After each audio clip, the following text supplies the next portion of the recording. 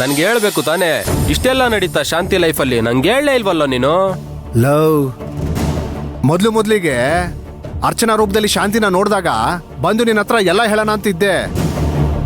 ಆದ್ರೆ ಹೇಳಿಲ್ವಲ್ಲಪ್ಪ, ಯಾಕೆಂದ್ರೆ ನಿಂಗ್ ನನ್ ಮೇಲೆ ನಂಬಿಕೆನೇ ಇಲ್ವಲ್ಲ.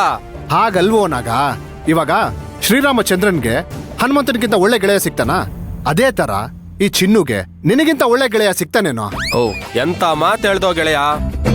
ಏನೇ ಆದ್ರೂ ಈ ದೇಹ ಮಣ್ಣಿಗೆ, ಈ ಪ್ರಾಣ ನನ್ ಚಿನ್ನುಗೆ. ಇನ್ ಮುಂದೆ ಏನಾದ್ರೂ ಇರ್ಲಿ ಹೇಳು, ನಾನ್ ನಿನ್ಗೋಸ್ಕರ ಏನ್ ಬೇಕಾದ್ರೂ ಮಾಡ್ತೀನಿ. ನಿಂತ್ಕೋ. ಈಗ ಮಂತ್ರ ಜೊತೆ ನಾನೊಂದು ಧ್ವನಿಯಲ್ಲಿ ಅವಳನ್ನ ಹೆದರ್ಸಿದ್ದೀನಿ, ಯಾಕಂದ್ರೆ ಅವಳಿಂದ ಒಂದ್ ಸ್ವಲ್ಪ ನಿಜ ಹೊರಗೆ ಬರೋದಿದೆ. ಅದಕ್ಕೆ ಇನ್ಮೇಲೆ ಅವಳ ಜೊತೆ ನೀನ್ ಮಾತಾಡ್ಬೇಕಾದ್ರೆ ಅದೇ ಧ್ವನಿಯಲ್ಲೇ ಮಾತಾಡ್ಬೇಕು. ಒಂದ್ಸರಿ ಮಾತಾಡಪ್ಪ, ನಾನೊಂದ್ಸಲ ಕೇಳ್ಕತೀನಿ. ಈ ಮಂತ್ರ ನಮ್ ಡೀಲ್ ನೆನ್ಪಿದೆ ಅಲ್ವಾ ನಿನ್ಗೆ? ನನ್ ಮಾತನ್ನ ನೀನ್ ತಮಾಷೆಯಾಗಿ ತಗೊಂಡೆ ಅಂತ ತಿಳ್ಕೊ.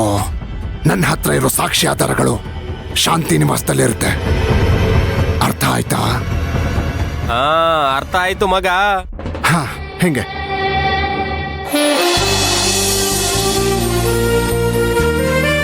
ಅಮ್ಮ ಚೆನ್ನಾಗಿದೆಯಲ್ಲ? ನೋಡಿದ್ರ ಮನೆ ಎಲ್ಲ ಹೇಗಿದೆ ಸುಮತಿ? ತುಂಬಾ ಚೆನ್ನಾಗಿದೆ. ಚೆನ್ನಾಗಿದೆ ಅಣ್ಣ, ನನಗಂತೂ ಇಷ್ಟ ಆಯ್ತು. ತಗೊಳ್ಳಿ. ಯಾಕಮ್ಮ ತರಕೋದ್ರಿ ಇದೆಲ್ಲ? ತಗೊಳ್ಳಿ ಸರ್.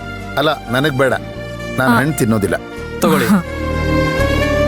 ಥ್ಯಾಂಕ್ ಯು ಅಣ್ಣ. ಅದು ಸರಿ ಮಾ. ತಂಗಿ ಕೊಟ್ರೆ ಬೇಡ ಅನ್ನಲ್ಲ. ಇವಾಗ ತಾನೇ ತಿನ್ನಲ್ಲ ಅಂದಿದ್ರು.